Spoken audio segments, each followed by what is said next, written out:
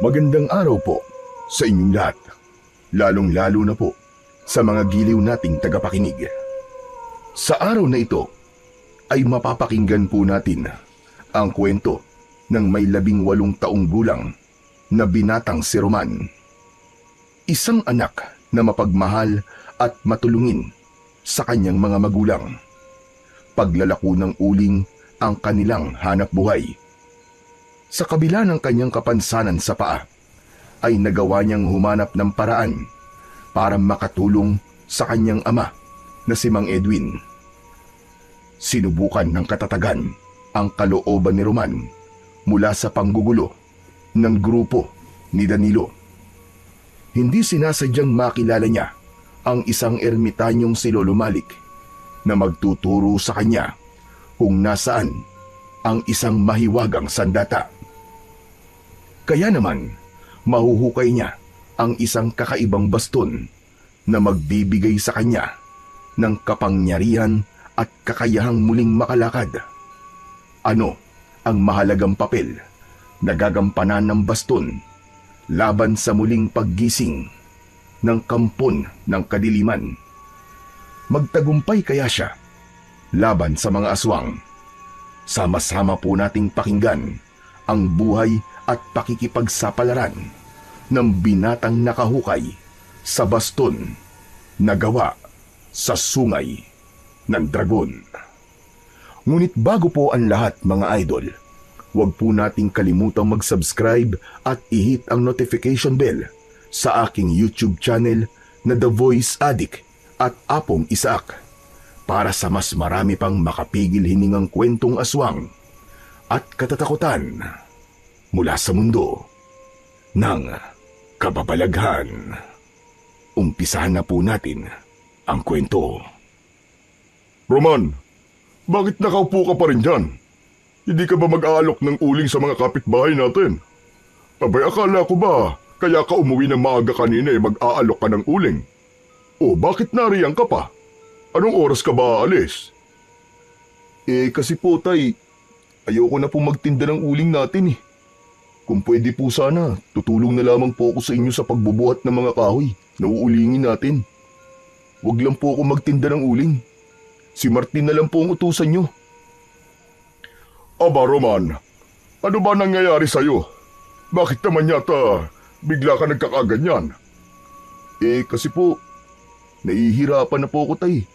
Si Martin na lang po sana ang utusan nyo tay. Bakit si Martin pa Nandiyan ka naman, pambihira. Mamaya pang uwi ng kapatid mo Nasa eskwelahan pa yon. Ano naman ba ang dahilan ha, Roman? Sabihin mo nga. Kailangan pa po bang itanong yan, tay? Nahihiya na po kasi ako sa kalagayan ko . Palagi na lang po nila akong pinagtatawanan dahil sa hindi raw po pantay ang paglalakad ko. Aba, pambihira ka naman talaga, Roman. Anong pakialam nila sa paglalakad mo? Pinakakain ka ba nila? Bakit mo naman sila papansinin? Hindi ka naman mamamatay sa mga panlalait sa iyo . At dapat pa nga mahiya sila sa iyo. Dahil sa kabila ng kapansanan mo, nagtatrabaho ka ng marangal. Teka, sino na naman ba ang mga nanlalait sa iyo? Ang grupo na naman ba ni Danilo? Opo . Bakit ka magpapaapekto sa kanila? Wala ka naman tinatapakan na tao. Isa pa, aksidente ang nangyari sa iyo at hindi sinasadya. Kaya mabuti pa, kalimutan mo na lamang ang mga sinasabi nila sa iyo. Hindi naman sila nakakatulong sa atin . Tay, lahat naman po ng mga tao sa baryo natin nilalait ako. Kung hindi lang po sana nasunog ang paa ko sa ulingan natin nun, hindi po sana ako mahihiyang maglako ng uling natin ngayon. Roman, anak, wala kang dapat ikahiya. Marangal ang trabaho natin ito. Ano magagawa ko? Grade 2 lamang ang natapos ko. Wala akong ibang alam na ibang trabaho kundi pag-uuling lang ng mga kahoy. Pasensya na po kayo, tay. Kung hindi ako nakakatulong sa inyo. Nagkaroon pa po kayo ng anak na katulad ko. Isang pabigat at walang silbi. Anak, huwag kang magsalita ng ganyan. Hindi ka pabigat. May silbi ka rin sa buhay namin. Kaya wag na wag mong sasabihin yan. Nasasaktan lamang ako dahil naririnig ko mga salitang yan na lumalabas sa bibig mo. Hayaan mo, at kapag nakaipon ako ng sapat na pera, ipapasuri natin ang mga paa mo sa doktor. Konting tiis lang, anak. Makakaraos din tayo. Kung gusto mo, ibibili muna kita ng maayos na saklay. Kaya ko naman po maglakad kahit walang saklay, tay. Dahil naitatapak ko naman po sa lupa ang paa ko. Yun nga lang, kailangan nakatingkayad para pantay po ang lakad ko. Roman, huwag mong ibababa ang sarili mo. Alam kong kaya mo yan. O siya, sige na. Hindi na muna kita pipilitin sa pagtitinda ng uling. Kapag lumipas na ganyang pakiramdam mo, saka ka na lang ulit mag-alok ng uling, ha? Kailangan mo pa rin na maghanap buhay para sa sarili mo, anak. Ang gusto ko, meron ka rin naipon na pera. Mahalaga yung magkaroon ka man lang ng naitatabing salapi para sa kinabukasan mo. Hindi habang buhay ay kasama mo kami ng nanay mo. Tay naman, para naman kayo nagpapaalam eh. Huwag naman po kayo magsalita ng ganyan. Matagal pa po tayo magkakasama ni Nanay at Martin. Tay, pasensya na po kayo sa mga nasabi ko. Hindi ko po naiiwasan ng hindi mainggit sa ibang mga binatang walang kapansanan at malayang nagagawa ang kanilang gusto. Hindi mo kailangan mainggit sa kanila, anak. Higit na pinagpapala ng Diyos ang mga taong may kapansanan. Hindi mo ba nakikita? Maayos nga ang kalagayan nila, pero nasa naman sila ngayon? Ayun! Sakit ng ulo ng mga magulang nila dahil hindi tumutulong sa kanilang pamilya. Lasinggero at madalas na napapasama pa sa gulo. Katulad na lamang ni Danilo. Ganong klaseng anak ba ang gusto mong tularan, ha, Roman? Siyempre naman po, tay, hindi. O sige na, magpahinga ka na muna at magpapahanda na lang ako ng tanghalian natin sa nanay mo para mamaya may aalok ko na ang uling sa mga kapitbahay natin. Nahabol na lamang ng tingin ng may 18 taong gulang na binatang si Roman ang kanyang ama na si Mang Edwin. Papasok ito sa kusina kung saan ay naroon naman ang kanyang ina na si Aling Matilde na nagluluto ng kanilang ulam para sa kanilang tanghalian.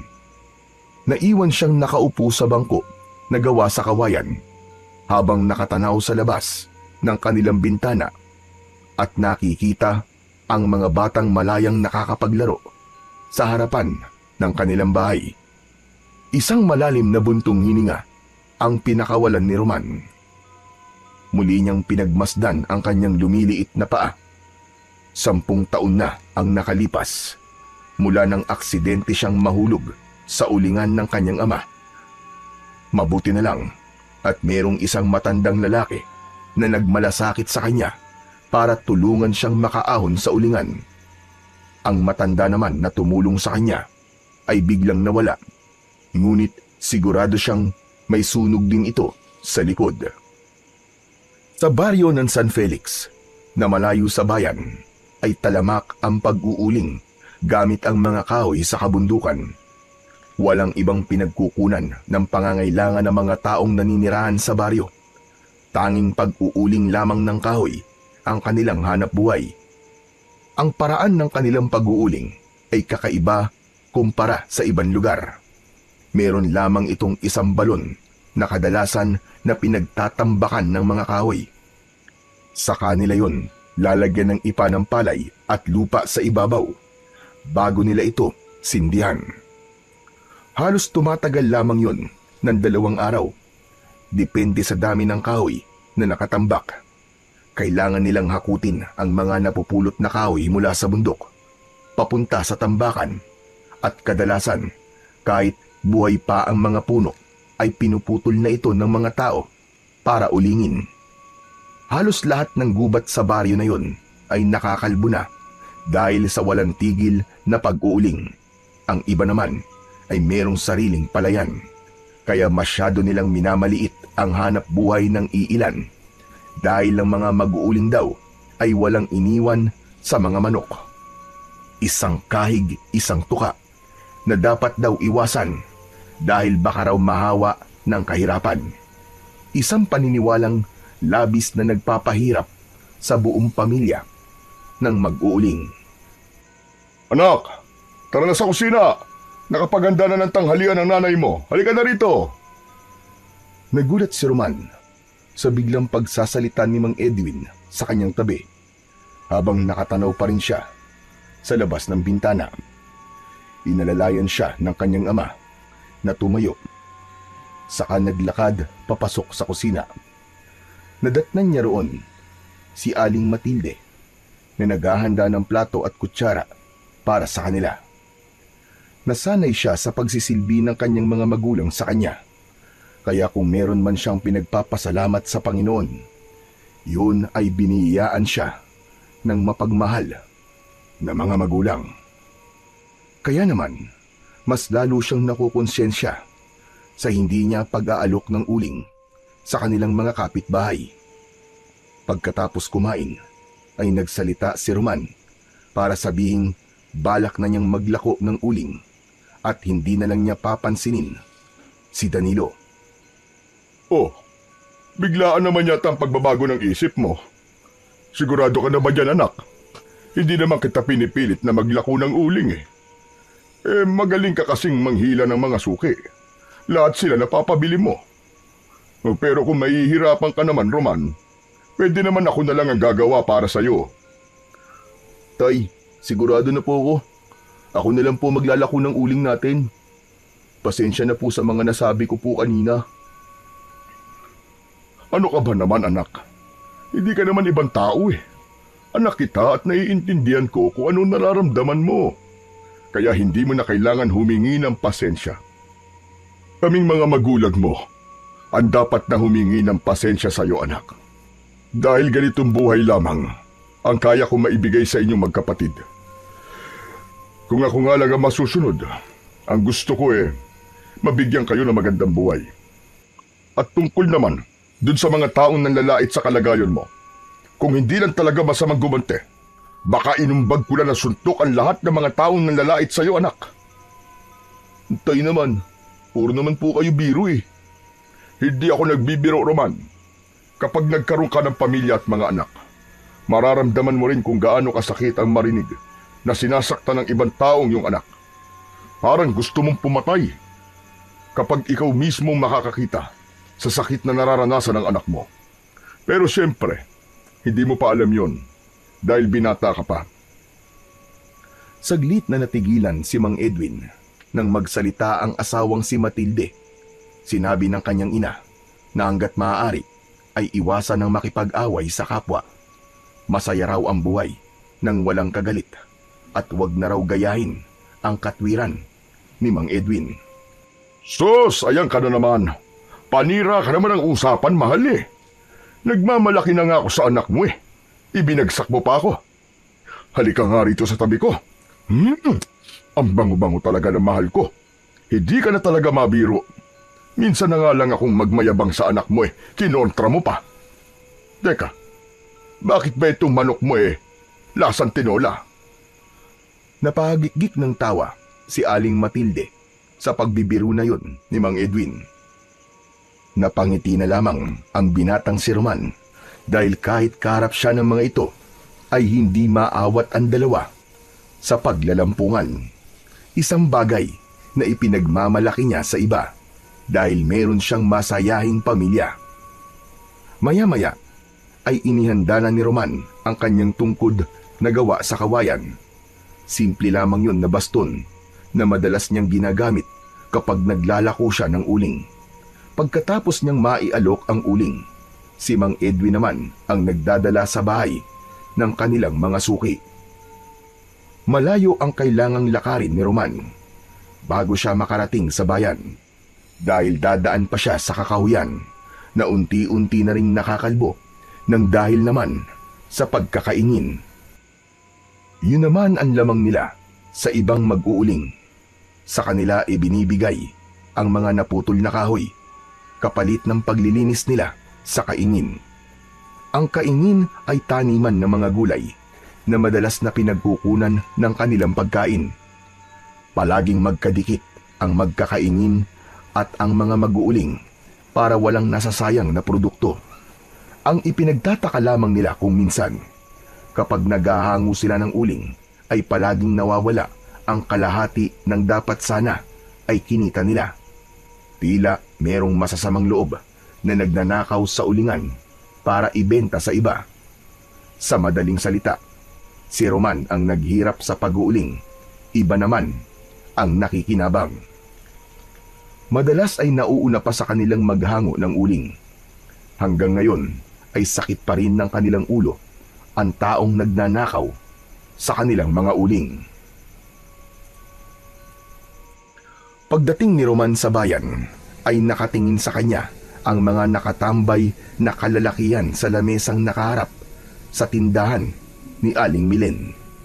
Merong bote ng alak sa ibabaw ng lamesa, sakit ng ulo ng mga magulang at malakas pang manigarilyo ang pangkat ni Danilo. Pasimpleng inilinga ni Roman ang kanyang paningin sa paligid bago lumapit sa tindahan ni Aling Milen. Ganun ang kanyang paraan kapag gusto niyang maubos ang mga uling. Inaalok niya sa mga tindahan para mabenta kagad. Kaya lang, sa hindi inaasahang pagkakataon, nakita na naman siya ng pangkat ni Danilo. Nakangisi ang 5 lalaking kasama nito at panayang sulyap sa kanyang paa habang nagtatawanan. Parang pinipiga ang kanyang dibdib sa galit. Hindi niya pinansin ng mga ito at mas lumapit pa sa tindahan ni Aling Milen. Aling Milen, bibili po ba kayo ng uling? Sumilip ang babae sa maliit na butas ng tindahan nito habang nakangiti. Sinabi nitong tamang-tama raw ang pagdating niya at o-order daw ito ng 3 sako ng uling. Nang marinig ni Danilo ang sinabi ng matanda, ay lumapit ito sa kinatatayuan ni Roman habang yakap niya ang baston na gawa sa kawayan. Hoy, Roman!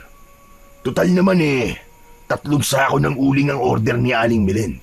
Baka pwedeng samahan mo kami ng 1 alak at 1 kahang sigarilyo. Aba, teka lang. May patago ba kayong pera sa akin ha, Danilo? Maghanap kayo ng trabaho. Hindi yung ako ang ginugulo nyo para manghingi ng pambili ng alak. Maiya naman kayo sa mga sarili nyo. Aba, mga pre. Pumapalag na yata si Pilantod ah. Sino bang ipinagmamalaki mo ha? Yung tatay mong payatot na panot? Wag na wag niyong madamay-damay ang tatay ko dito ah. Kung ayaw niyo ng gulo. Umalingaw-ngaw ang malakas na tawanan sa paligid ni Roman habang nagtitimpi ng galit at sinusubukang pakalmahin ang kanyang sarili. Mas matitiis niya ang panglalait ng mga ito sa kanya, pero ibang usapan na kapag nadadamay na ang kanyang pamilya. Kaya naman, akma na sanang sasagot si Roman nang biglang lumabas sa tindahan si Aling Milen at ipinagtanggol siya ng babae. Sinabi nitong huwag guluhin si Roman at maawa sa kalagayan niya. Lalong umalingaw-ngaw ang tawanan ng mga ito at itinulak pa ang babae na napasandal sa dibdib ni Roman. Hoy ikaw, tandang kulubot! Kung ayaw mo wasakin ko tong tindahan mo, umayos ka ha? Sinasabi ko sa'yo, tatamaan ka talaga sa akin. Ang hirap sa iyo. Madamot ki. Kung pinautang mo na lang kami kanina ng alak, di sana, hindi namin ginugulo tong si Roman. Talaga na yatang wala ka ng hiya sa sarili mong pagbumuka, no, Danilo? Pati ba naman si Aling Milen? Pinapatulan mo? Sa galit ng lalaki, ay tinabig nito si Aling Milen at bigla siya nitong kinwelyuhan sa damit. Halos 1 dangkal na lang ang layo ng mukha nito sa mukha ni Roman. Kaya naman, amoy na amoy niya ang alak sa bibig nito. Hindi nakaligtas sa paningin ni Danilo ang pagniwi ng mukha ni Roman. Aba, akala mo kung sinong mabango ang hininga? Talaga bang pinipikon mo ko ha, Pilantod? O baka naman gusto mong tamaan? Anong magagawa ko? Talagang mabahong hininga mo Amoy kanal. Sobrang baho talaga. Bago ka sana ng lalait ng tao, amuyin mo muna sarili mong hininga. Ang sakit sa ilong Para kang nakalunok ng bulok na karne. Ano ba kasing kinain mo ha? Pinagtawanan ng mga kaibigan si Danilo. Mas lalo itong namula sa galit. Isang malakas na suntok ang tumama sa muka ni Roman. Bumagsak siya sa lupa at nabitiwan niya ang kanyang baston. Nahirapan siyang tumayo, ngunit inalalayan siyang bumangon ni Aling Milin. Galit na galit ang babae sa ginawa ni Danilo. "Oh, ano? Aling Milin, bigyan mo na lang ako ng alak. Baka pati ikaw tamaan sa akin." Nakipagmatigasan ang ginang at hindi nito inintindi ang utos ni Danilo. Sa halip ay abala ito sa pagpipispis ng narumiang damit ni Roman. Maya-maya pa ay isang matandang lalaki ang dumating. Mahaba ang buhok nito at singkit ang mga mata. Hindi ito kilala ni Danilo, kaya ito naman ang binalingan ng binata. "Hoy, ikaw tanda! Bago ka lang dito, no? Ayos ang buhok natin, Wala na sa uso."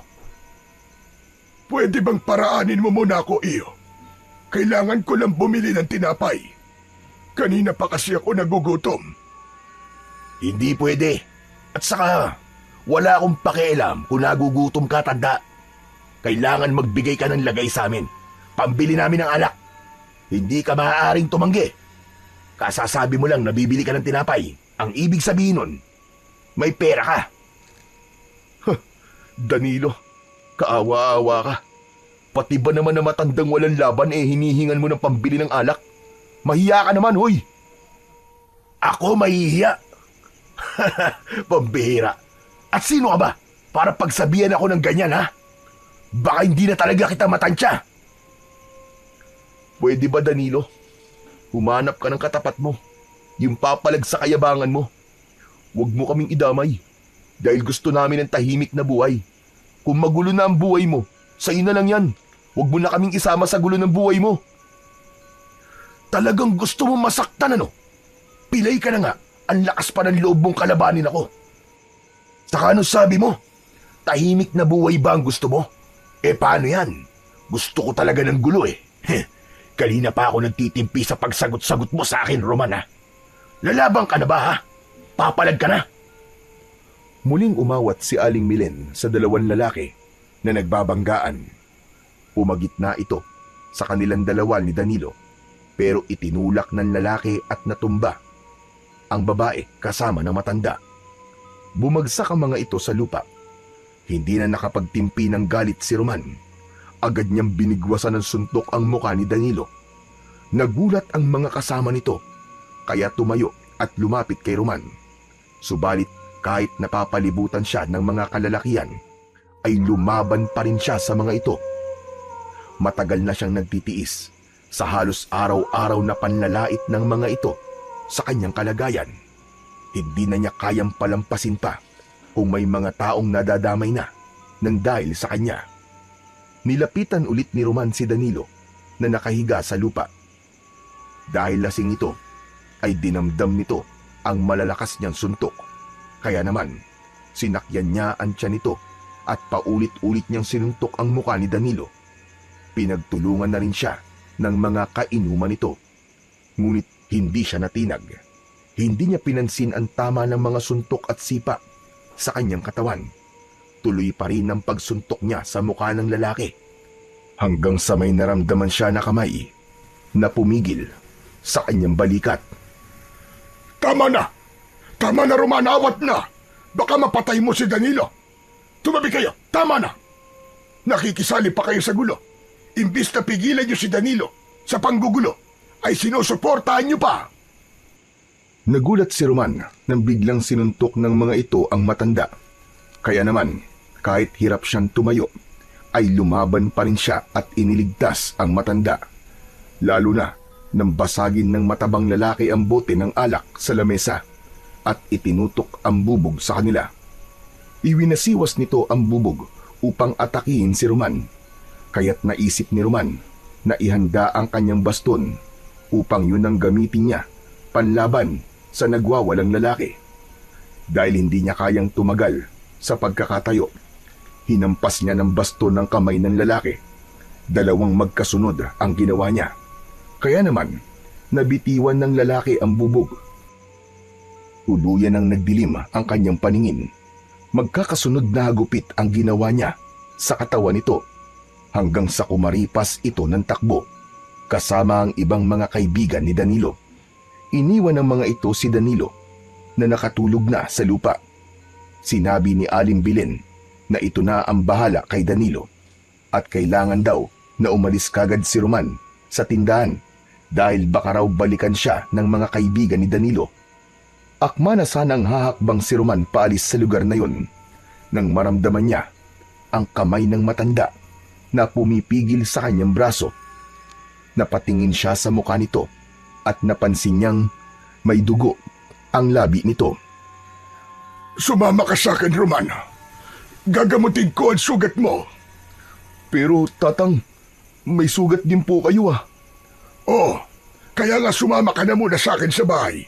Hindi naman masasayang ang oras mo dahil bibiling ko ang ilang sakong uling na matitira sa order ni Milen. O ano, ayos ba sa iyo yun? Aba, kahit hindi niyo na po bilin tatang, pwede ko naman po kayong gamutin nang walang kapalit. Pasensya na po. Kung pati ikaw nadamay. Salamat po sa pagkakaligtas niyo sa akin ha. Nagkakamali ka, Roman.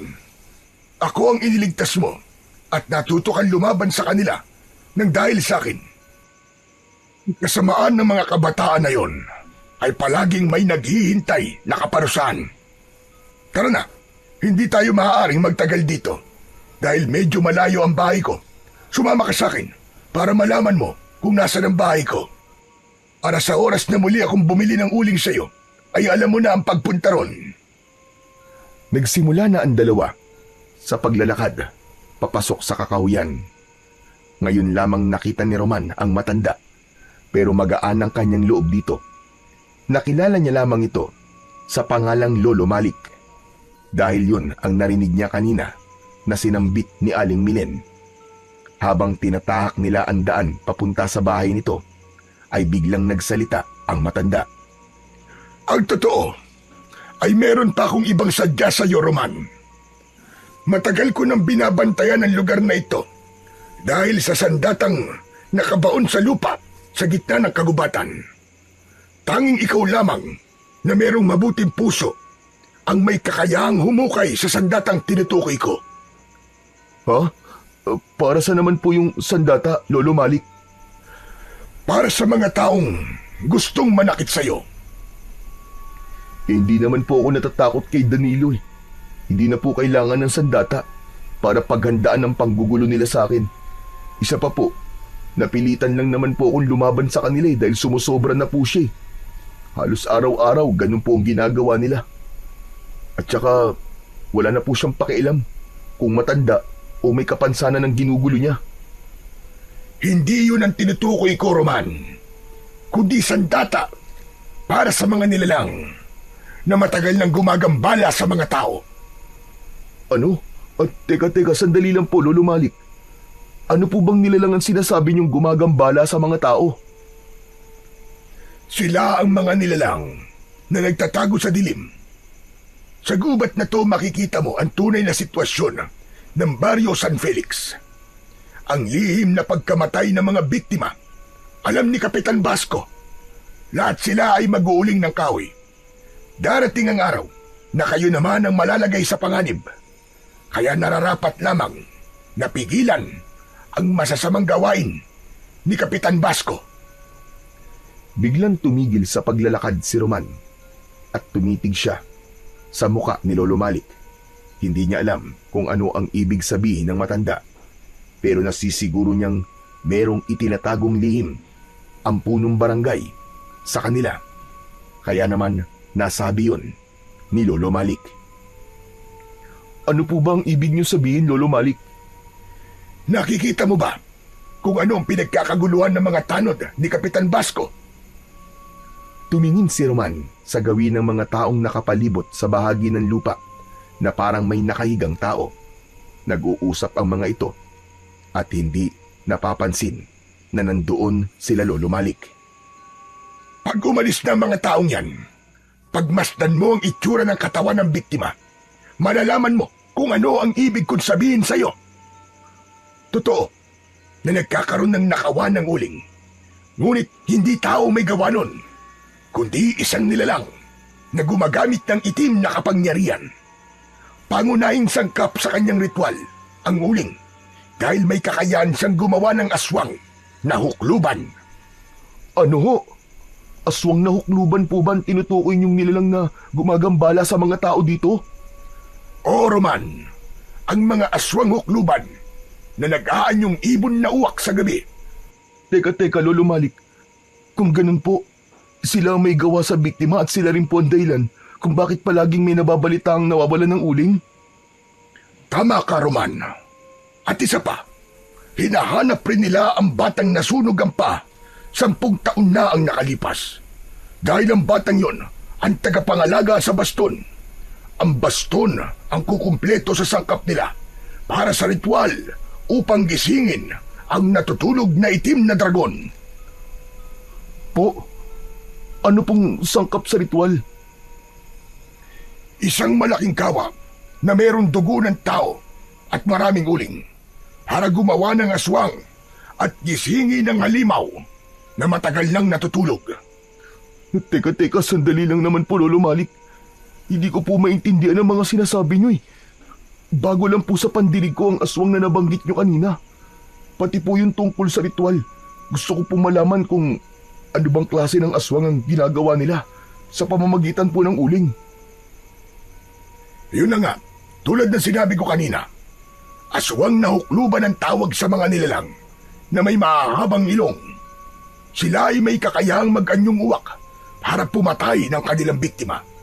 Uwak na halos kasing laki ng tao na kayang dumagit ng biktima para dalhin sa kanilang kuta at magsagawa ng ritual. Kaya hindi ka pamilyar sa tinutukoy ko dahil magagaling silang magpanggap. Kaya nilang mag-anyong ordinaryong tao. Hindi nga po ako pamilyar sa aswang na tinutukoy niyo.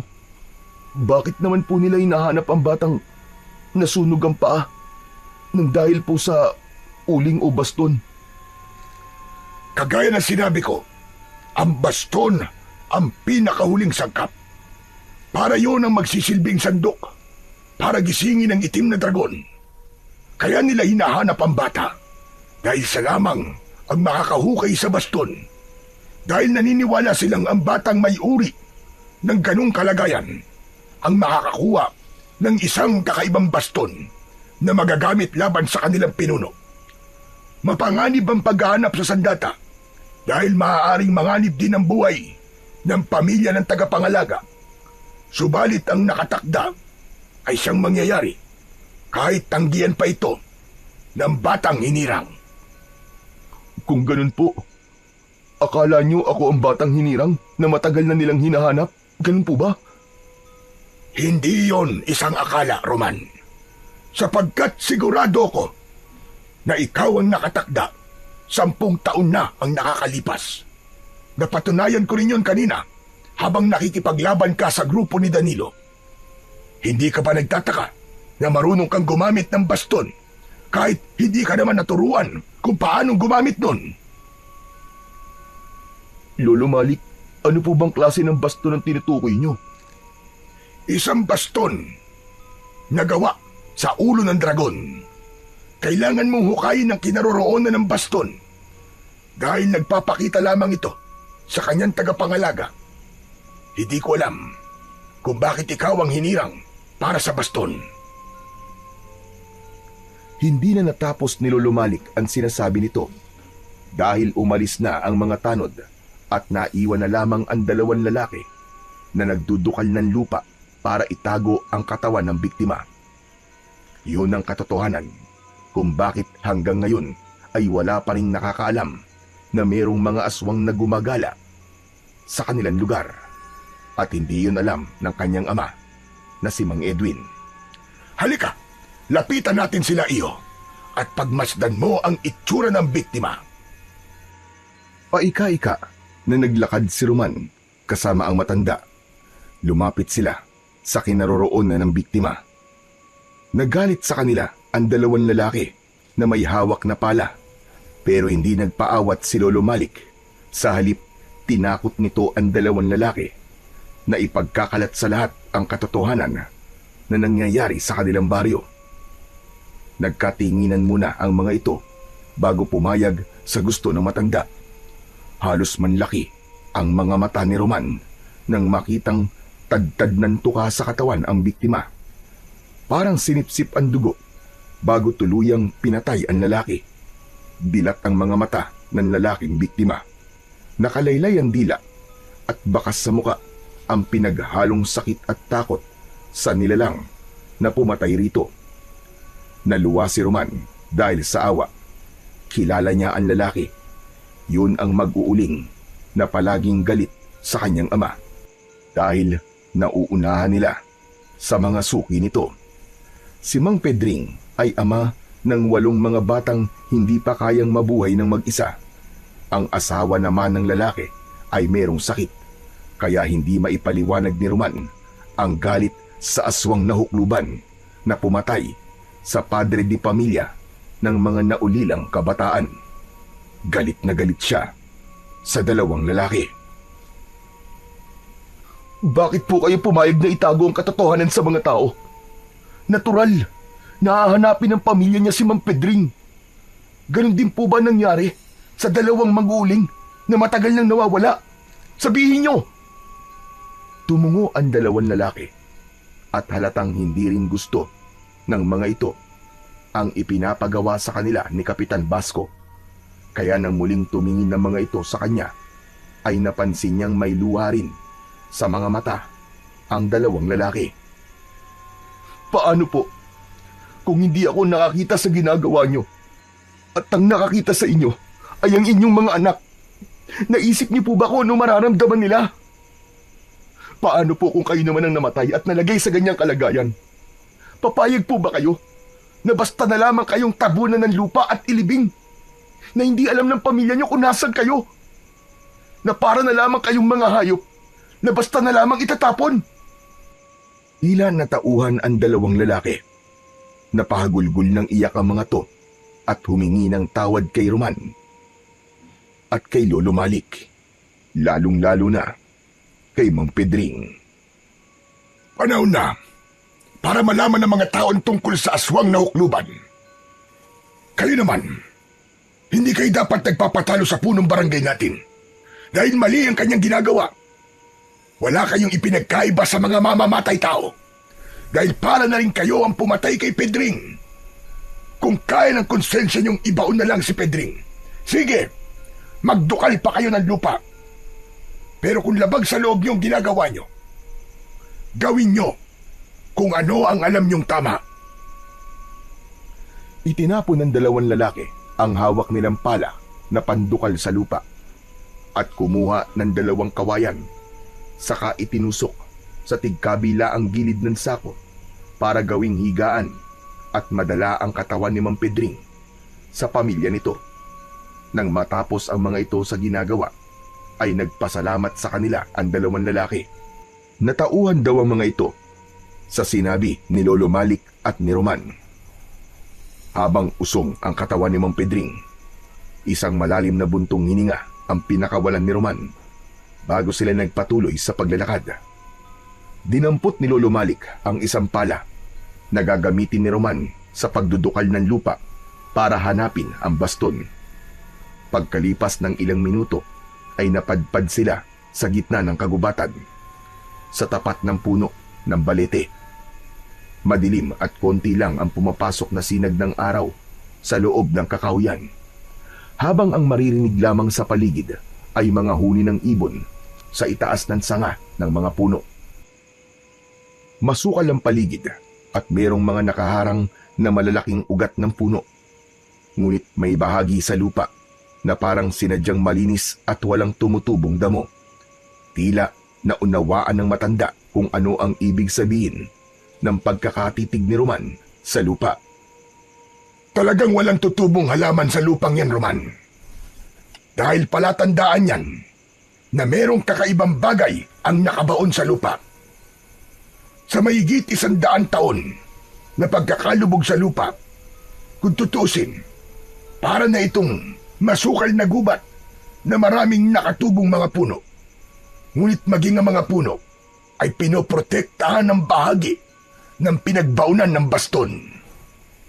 Lolo Malik, sigurado po ba kayo na ako ang dapat po na magmay-ari sa sandatang baston? Hindi ako maaaring magkamali, Roman. Kilala kita mula ulo hanggang paa. Kung natatandaan mo ang matandang nagligtas sa'yo noon, makikilala mo kung sino ako.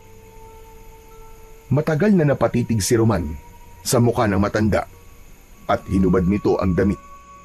Nalantad sa kanyang paningin ang nasunog na balat sa likod ni Lolo Malik. Kaya naman, nakilala niya kung sino ang matandang nagligtas sa buhay niya nang maaksidente siya sa ulingan. Muling ibinalik ng matanda ang damit nito at nakangiting nakatingin sa kanyang muka. Kung ganun, kayo po pala matandang pinagkakautangan ko ng buhay ko.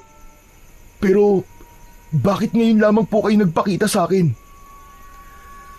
Dahil hindi pa yun ang tamang pagkakataon para sabihin sa iyo ang katotohanan na ikaw ang nakatakdang magbabantay sa mahiwagang baston. Malalaman natin kung ikaw ang pinili niya sa oras na matagpuan mo ang pinagbaunan ng sandata. Kaya't ang mabuti pa, simulan mo na ang pag-uukay sa lupa. Hindi tayo maaaring abutan ng dilim sa lugar na to, sapagkat mararamdaman ng mga aswang na ukluban ang presensya ng iyong sandata kapag nasa kagubatan ka. Matagal nang hinahanap ang sandatang baston para nga sa pagkumpleto ng isasagawa nilang ritual para buhayin ang pinuno ng kanilang angkan, ang hinirang nakampon ng kadiliman, napapatay sa binatang may tangan ng baston. Sinimulan ni Roman ang paghuhukay ng lupa. Nakalimutan nila na kailangan pa nilang gamutin ang kanilang mga sugat sa katawan. Pero napuno na ng pagkasabik ang puso ni Roman para mahanap kagad ang kakaibang sandata na tinutukoy ng matanda. Dukal siya ng dukal, ngunit wala siyang mahanap hanggang tuhod na ang lalim ng hukay at may tubig na rin na bumubukal sa lupa. Ngunit bigo pa rin siyang makita ang sinasabing baston. Hindi siya sumuko kahit paltos na ang kanyang kamay. Hinanap niya ang kinaroroonan ng sandata, habang si Lolo Malik naman ay umaasang mahahanap kagad ni Roman ang baston. Ilang oras pa ang lumipas hanggang sa lampas tao na ang hukay. Ngunit wala pa ring mahanap na baston si Roman. Saglit siyang nagpahinga at habol ang hininga. Muling ipinagpatuloy ni Roman ang paghuhukay sa lupa habang hindi umaalis sa kanyang tabi si Lolo Malik. Tila napuno na rin ng kawalan ng pag-asa ang anyo ng matanda dahil hindi pa rin matagpuan ng binata ang kinaroroonan ng baston ng dragon. Lumipas pa ang ilang oras na paghuhukay ni Roman, ngunit bigo siya na makita ang kinalalagyan ng sandata.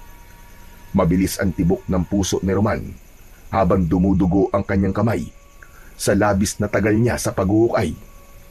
Tumulo ang dugo niya sa lupa. Pumatak yun sa kakaibang bagay na nakalitaw sa lupa at tuluyang lumutang sa tubig. Huli na nang mapansin ni Roman na inabot na nga sila ng dilim sa kakahukay.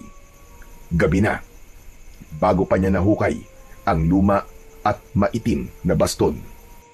Ngunit sa paglitaw ng liwanag mula sa sikat ng buwan, ay malinaw din na nakikita ni Roman ang itsura ng baston. Bigla siyang kinabahan at natuwa nang makitang lumitaw na ang sandata. Hinawakan niya ito at ipinakita sa matanda. Tila gumapang ang lakas ng enerhiya sa buo niyang katawan at kusang nalinisan ang baston na ginapangan din ng kulay asul na liwanag. Lolo Malik, nahanap ko na po ang baston! Kaya nga, nahanap mo na. Kung ganon, ikaw talaga ang kanyang pinili. Hindi mo siya sinukuan. Yun marahil ang unang pagsubok sa'yo. Sinukat ng baston ng tatag at pagtsatsaga mo sa paghahanap sa kanya. Halika, umahon ka na dyan. Sa bahay na lamang natin pag-usapan ang tungkol sa baston. Inabutan na tayo ng dilim sa gubat. Mabilis na umahon sa hukay si Roman. habang hindi binibitiwan ang kakaibang baston na kasing haba lamang ng kanyang baston na ginagamit sa paglalakad. Ang ipinagkaiba nga lamang, tila matigas ang baston na kayang pumatay ng isang kalabaw, ngunit magaan sa kanyang mga kamay. Dahil siguro yun sa kakaibang puwersa na nararamdaman niya sa sandatang hindi niya alam kung saan ginawa. Nang makaahon si Roman, ay mabilis silang naglakad papunta sa bahay ng matanda. Isang maliit na kubo lamang yun, nagawa sa kugon. Pagpasok nila hanggang sa sala, isinara ng matanda ang pinto at mga bintana nito, kasabay ng pagpapausok nito sa kalan ng bunot ng nyug. Lolo Malik, bakit po kayo nagsusunog ng bunot ng nyug? Para maitaboy ang amoy natin at hindi masundan ng mga aswang. Sa ganitong paraan, hindi nila malalaman na hawak mo na ang mahiwagang baston. Hinintay muna ni Roman na umupo ang matanda sa kanyang harapan. Sa kanya inilapag ang baston sa lamesang nakaharap sa kanila. Una na siyang nagtanong tungkol sa baston. Lolo Malik, ano po bang klaseng baston to? Isang baston na hindi gawa sa kahoy, bakal o ginto o kahit na ano pang uri ng metal. Kundi ito ay gawa sa ulo ng isang matandang dragon na pinabagsak ng mga mandirigmang may sumpa. Ang sungay ay pinakinis ng panahon, ngunit nananatili ang likas nitong bangis. Matigas na parang batong buhay at may uring tila pinaghalong uling at abo ng bulalakaw. Pero ang kabuuan ng baston ay gawa sa sungay ng dragon. Taglay nito ang kakaibang kapangyarihan na tatalo sa lahat ng kampon ng kadiliman. Pinagmasdan ni Roman ang nakuhang baston sa kahinawakan. Tila nararamdaman ng baston ang mabilis na pagtibok ng kanyang puso habang mahigpit ang hawak niya sa gitna ng baston. Ang katawan ng baston ay may likas na kurbada, parang sinusundan ng galaw ng kidlat at hangin. Sa bawat galaw nito, may bahagyang tunog na tila bulong ng hangin mula sa kabundukan. Sa gitna ng baston, may ukit na hugis mata. Sinasabing mata yon ng dragon na nakakakita sa mga nilalang na nagtatago sa dilim at halimaw na may taglay na itim na kapangyarihan. Bagamat ang dulo ng baston ay wala na ang hugis ng sungay ng dragon, makikita pa rin ang kakaibang disenyo ng sandata na ngayon lang niya nakita at nahawakan. Para bang konektado ang baston sa kanyang paghinga at pakiramdam. Tila na pag-aralan niya kung paano niya to gagamitin laban sa kasamaan. Habang ang dulo ng baston ay may balat ng dragon na pinulupot, hindi para palamuti, kundi bilang pananggalang sa mga espiritong mapanlinlang. Kapag itinuro ng baston sa langit, ang hangin ay magiging isang dilubyong wawasak sa mga aswang. Kapag isinaksak naman ito sa lupa, ang mga ugat ng mga puno ay gagalaw hanggang sa maubos sa mga aswang sa pamamagitan ng pagyanig ng paligid. Ikaw pa rin ang magpapagalaw sa kapangyarihan taglay ng baston na gawa sa sungay ng dragon. Hindi ito baston ng karaniwang tao. Ito'y baston ng tagapangalaga ng lihim ng mga tagasunod ng dragon. Sa bawat hawak nito, bumibigat ang hangin at ang mga nilalang ng dilim ay mapapaurong. Ngunit may kahinaan ang tagapangalaga ng baston. Hindi ka maaaring humawak sa uling dahil kung hindi, mapapasunod ka nila sa pamamagitan ng hipnotismo at magagamit ka nila para sa pag-aasik nila ng lagim. Kung ganun po, sinasabi po ba niyong hindi ko na maaaring tulungan si tatay sa pag-uuling? Magkakasunod na pagtango ang itinugon ni Lolo Malik sa kanyang tanong.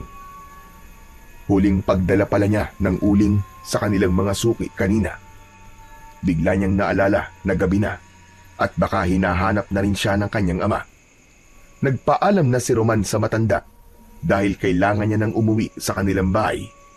Ngunit paglabas niya ng pintuan ng kubo ng matanda, biglang nawala ang bahay. Hinilabutan siya sa katawan at napatingin sa hawak niyang baston. Niloko siya ng matanda dahil ang sabi nito ay bibili pa ito ng uling sa kanya. Kaya lang, naisip ni Roman na baka ginawan dahilan lamang yun ng matanda para makausap siya at maibigay sa kanya ang makapangyarihang baston ng sungay ng dragon. Naglakad siya at itinukod ang baston sa lupa. Malalaki ang hakbang ng kanyang paa na tinahak ang daan pabalik sa kanilang bahay. Ngunit sa kasamaang palad ay hindi niya maalala kung saan siya dumaan. Nalibang siya sa pakikipag-usap sa matanda, kaya hindi niya na alam kung tama pa ba ang daan na tinatahak niya. Maya-maya pa ay natanaw ni Roman ang bahay kubo na merong umuusok na kalan. Lumapit siya sa bahay at nagtawag ng maaari niyang mahingan ng tulong. "Tao po! Tao po! May tao po ba rito?" Ilang saglit lang ang lumipas ay narinig ni Roman ang yabag ng paa mula sa taong nakatira sa kubo na yon. Bumukas ang pinto na gawa sa sawaling kawayan at sumilip ang isang lalaking kasing edad ng kanyang ama na si Mang Edwin. Seryoso ang mukha nito na nakatingin sa kanya at sa baston na hawak niya. Nag-aalalang binuksan nito ng malaki ang pintuan saka lumabas ng bahay. Bakit? Anong kailangan mo? Hindi ba't ikaw yung anak ng maguling? Napako ang tingin ng lalaki sa paan ni Roman at nabakas ang matinding pag-aalala sa mukha nito. Bumundol din ang kaba sa dibdib ni Roman dahil kilala siya ng lalaki. Tila hindi siya makahinga sa presensya ng lalaki sa harapan niya. Ngunit hindi siya nagpahalata. Diretso siyang tumingin sa mukha nito at nagtanong kung saan ang daan papunta sa labas ng kagubatan. Kung ganun pala, ay naliligaw ka. Saan ka ba nagpunta at gabing-gabi na naglalayas ka pa? Alam mo, talagang kilala kita. Ikaw siguro yung anak ni Edwin na nambugbog kay Danilo at sa mga kainuman niya. Alam mo bang nagkakagulo ang baryo ngayon dahil sa pagkamatay ni Paring Pedring? At ang ama mo ang itinuturong salarin ng 2 taong nakakuha sa bangkay. Nanlalaki ang mga mata ni Roman sa mga narinig. Maigpit niyang nahawakan ang kanyang baston at bumakas ang galit sa mukha ng binata. "Teka, hindi po totoo yan. Alam ko po kung sino ang pumatay kay Mang Pedring. Aswang po na hukluban na may gawa nun. Hindi po si tatay ang pumatay sa kanya." Wala kang katibayan na merong aswang. Hindi ba't dati nang magkagalit ang tatay mo at si Pedring? Kaya siya ang tinuturong pumatay sa kumpare ko. "Hindi po totoo yan. Wala pong kasalanan si tatay. Saka bakit niyo po kilala si tatay?" Bakit hindi ko naman siya makikilala? Saksakan ng sama ng ugali ang tatay mo. Ayaw niyang may kalaban sa pag-uuling. Baka nga siya pa nagnakaw ng mga nawawalang uling sa baryong to Teka. Sobra naman po yata ang mga paratang niyo sa tatay ko. Hindi po magnanakaw ang ama ko. Mabuti po siyang tao at hindi masamang ugali ng tatay ko.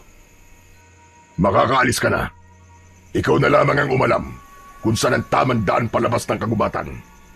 Wala ka na magagawa dahil kanina pa dinala ng mga tanod at ni Kapitan ang iyong ama para parusahan. Alam mo naman siguro kung ano ang ginagawa sa mga taong nahuhuling nagnanakaw ng uling, lalo na kung nakapatay pa ng tao. Ngunit alam ko pong hindi nila maaaring parusahan ang tatay ko nang wala silang nahahanap na katibayan na siya ang pumatay kay Mang Pedring. Kaya ko pong patunayan na aswang ang pumatay sa kanya. Huwag mong kalilimutan na bawal tumistigo ang anak na pabor sa ama. Hanggat wala ka na ipapakitang katibayan na susuporta sa sinasabi mo, wala kang laban sa kanila. Kailangan mong tapatan ang 2 testigo na nagtuturo sa iyong ama. Paano nangyari yon? Nakipag-usap pa sa amin ang dalawang lalaking yon. Bakit nila ibinibintang sa ama ko ang kasalanan na yon? Tama lamang yun sa kanya nang mabawasan na ang masasamang ugali sa baryong ito. Masama at matalim ang pinukol na tingin ni Roman sa lalaking kaharap. Ngunit naramdaman niya sa kanyang baston ang tila malakas na enerhiya na lumalabas sa kanyang sandata. Pati na ang puwersang naghihila sa kanya para pasukin ang bahay ng matandang kaharap.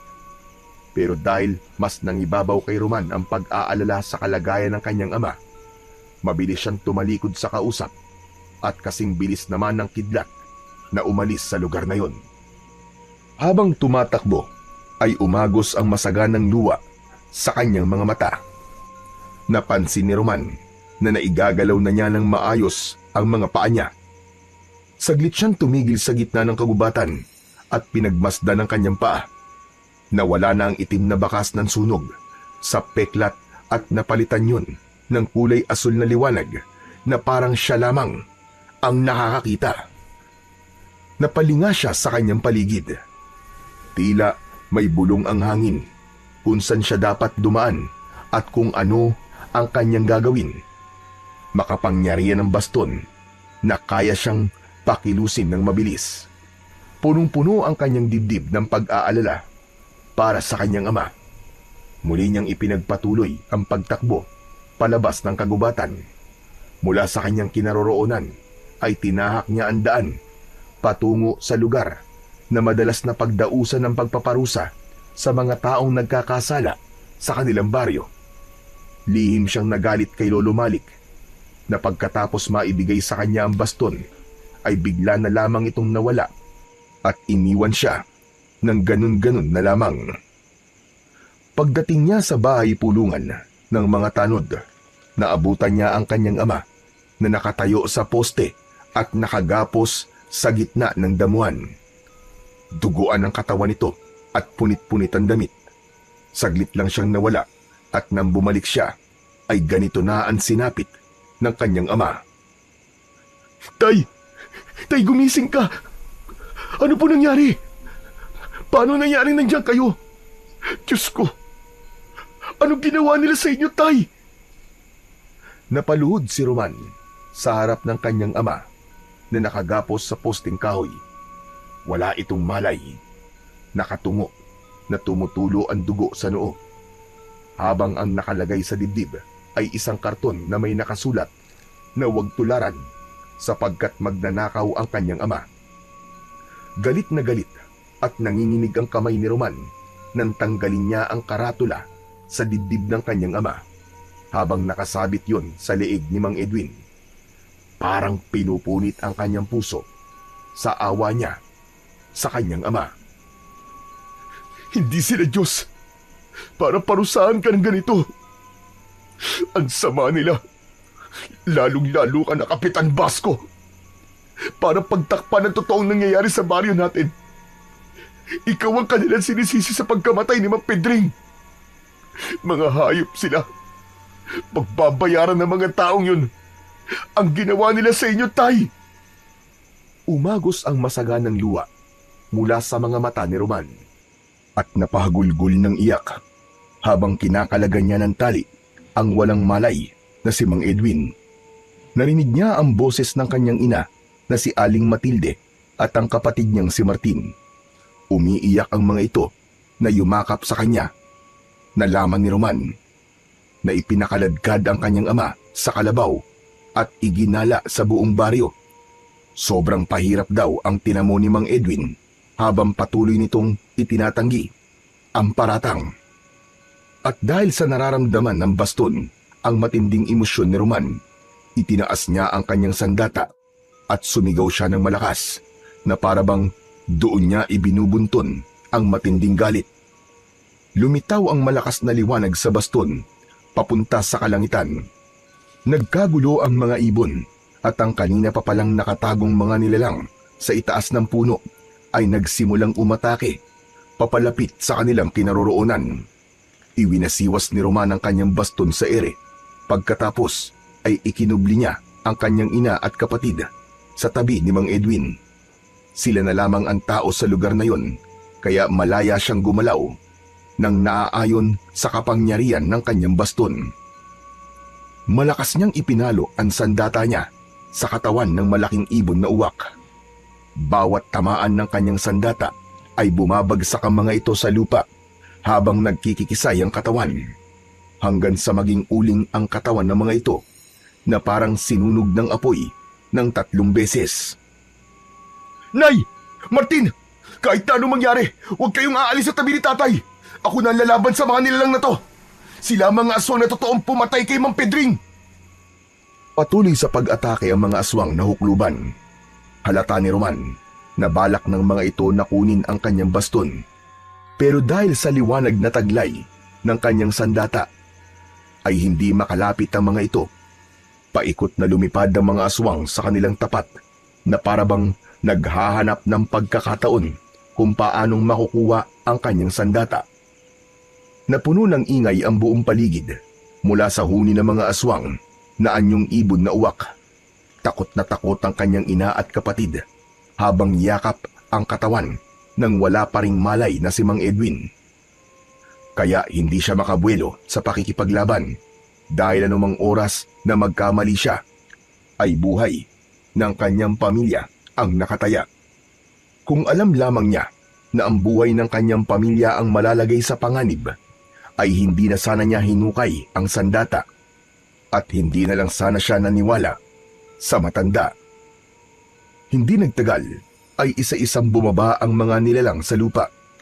6 na dipa ang layo mula sa kanilang kinatatayuan. Nagbago ang anyo ng mga aswang. Naging mga taong may mahahabang ilong na parang sa tuka ng ibon. Ang pakpak ng mga ito ay nagmistulang isang malapad na tela na kulay itim.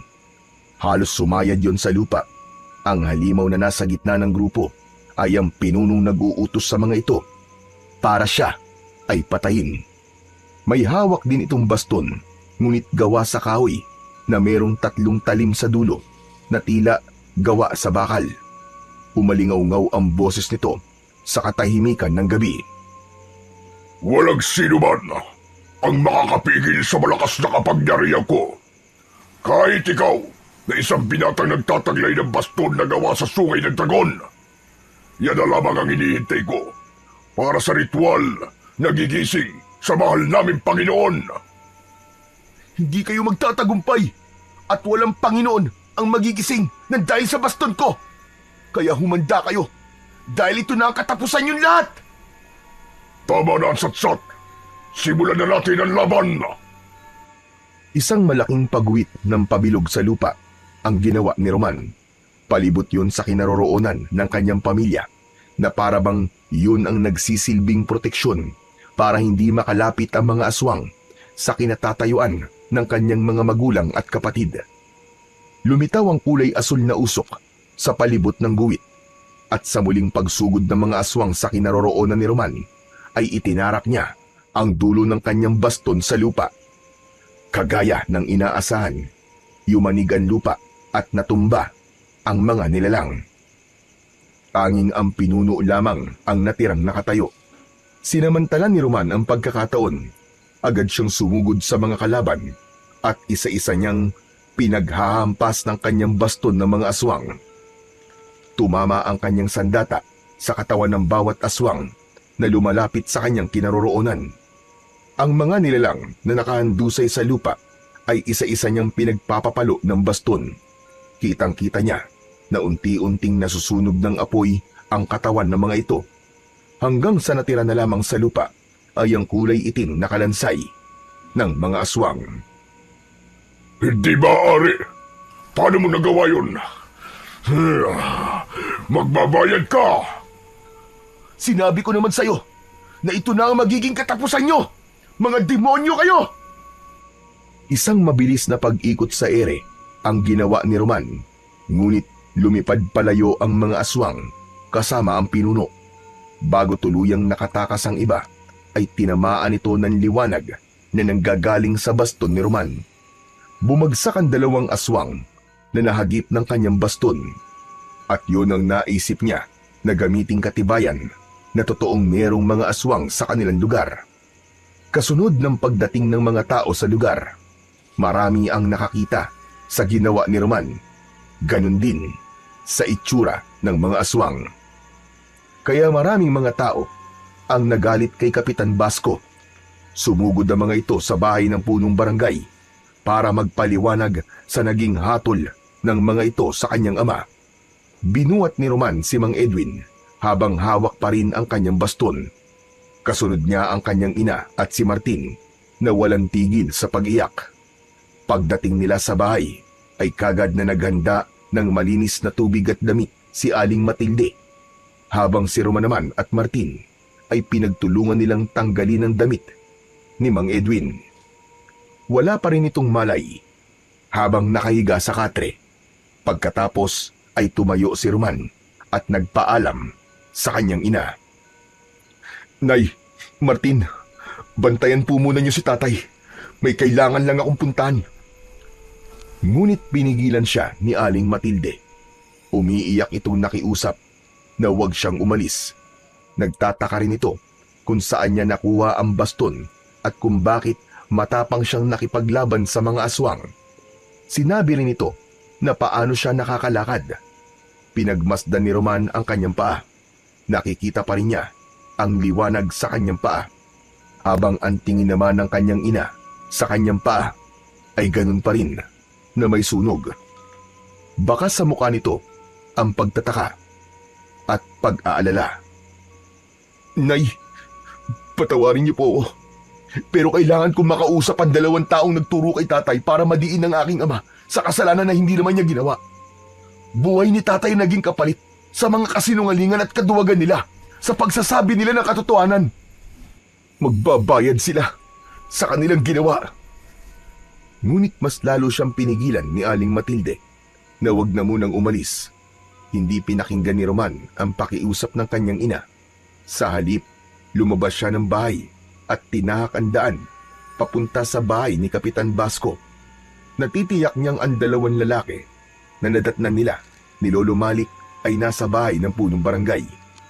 Nakuyom ni Roman ang kanyang kamao habang naglalakad. Pagkarating niya sa bahay ng kapitan, nadatnan niya ang mga tao na sumugod kanina sa bahay nito.